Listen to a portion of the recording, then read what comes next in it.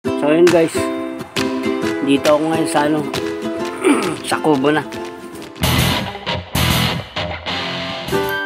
Layo ng nilakad ko.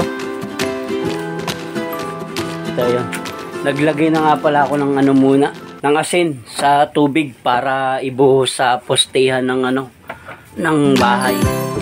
Kasi inaanay, kaya itong igagamot natin yung yung asin na may tubig na may asin.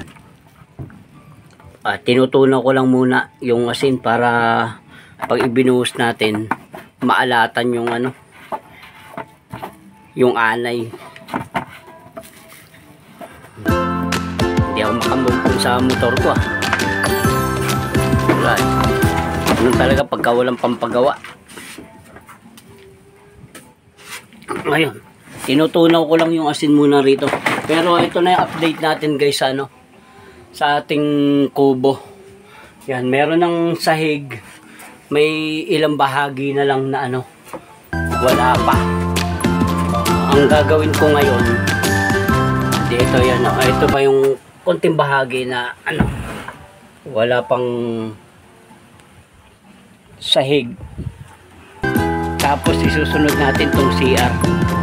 Ay, CR. Binubungan ko muna panandalian, pero yung bal wala pa.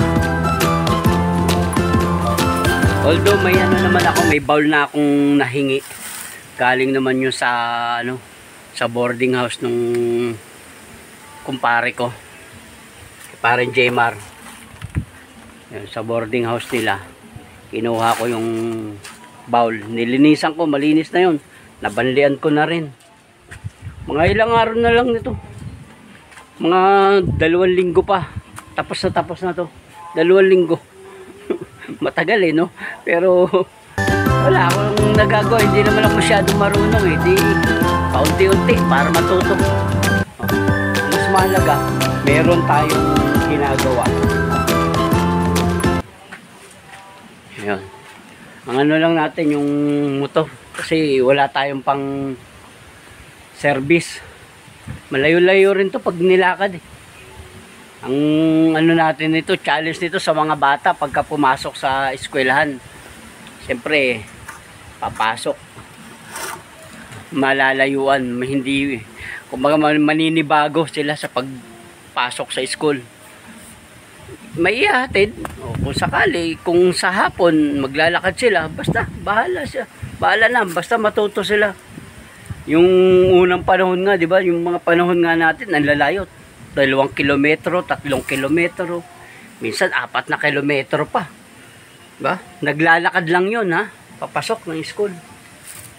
So, ito yung update natin, guys. Maraming salamat sa lahat ng sumusuporta sa amin at nanonood ng ating vlog.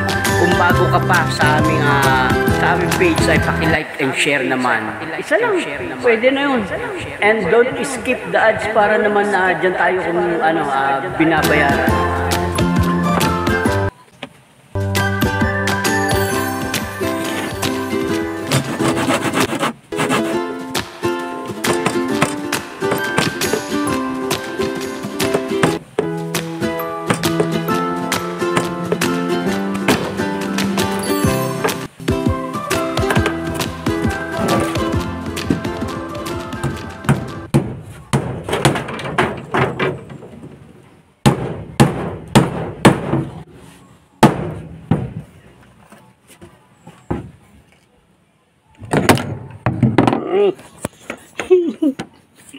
Bumagsak ka na naman. Lagi ka na bagsak sa monitor.